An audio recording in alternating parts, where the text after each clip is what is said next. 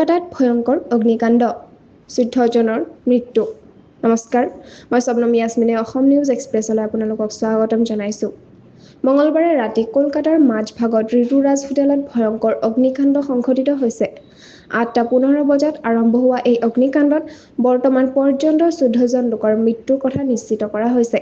কলকাতা আৰক্ষী আয়ুক্ত মনোজ কুমাৰ বৰ্মাই এই খবৰ নিশ্চিত কৰিছে। তেওঁ আৰু জাননী দিছে যে বহু লোকক সুৰক্ষিতভাৱে উদ্ধাৰ কৰা হৈছে আৰু উদ্ধাৰ অভিযান এতিয়াও অব্যাহত আছে। ঘটনাৰ পৰিসৰে অগ্নি নিৰ্বাপক বাহিনী আৰু জৰুৰী সেৱা দল পোনপটীয়াকৈ ঘটনাস্থলীত উপস্থিত হৈছে আৰু উদ্ধাৰ অভিযান চলাইছে। বৰ্তমান জুই নিয়ন্ত্ৰণত অনা হৈছে।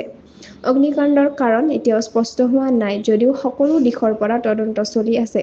বিশেষ অনুসন্ধান দল গঠন কৰা হৈছে আৰু তেওঁলোকে দৰকাৰী সৰ্বোচ্চ তথ্য পূৰণ কৰি তদন্ত অব্যাহত ৰাখিছে। এই দুৰ্ঘটনাই ৰাষ্ট্ৰীয় ৰাজনৈতিক মহলত তীব্ৰ প্ৰতিবাদ সৃষ্টি কৰিছে।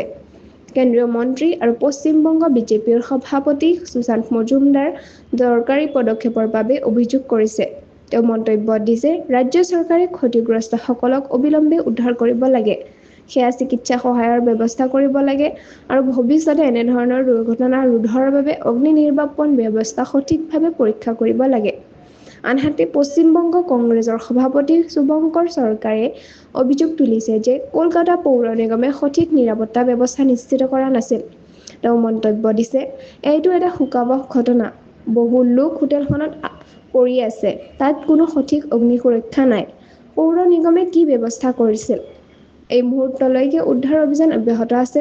বহু লোকক চিকিৎসালয়লৈ সুৰক্ষিতভাৱে লৈ যোৱা হৈছে আৰু আৰক্ষী বিভাগে অগ্ৰাধিকাৰ কাম কৰি আছে যাতে বাকী লোকসকলক সুৰক্ষিতভাৱে উদ্ধাৰ কৰিব পাৰে। এনেধৰণৰ খবৰ পাবলৈ অসম নিউজ এক্সপ্ৰেছ চেনেলটো ছাবস্ক্ৰাইব কৰক, লাইক, কমেণ্ট, শ্বেয়াৰ কৰিবলৈ নাপাহৰিব। লগতে কাষতে থকা বেল আইকনটো দবাবলৈ নাপাহৰিব। ধন্যবাদ।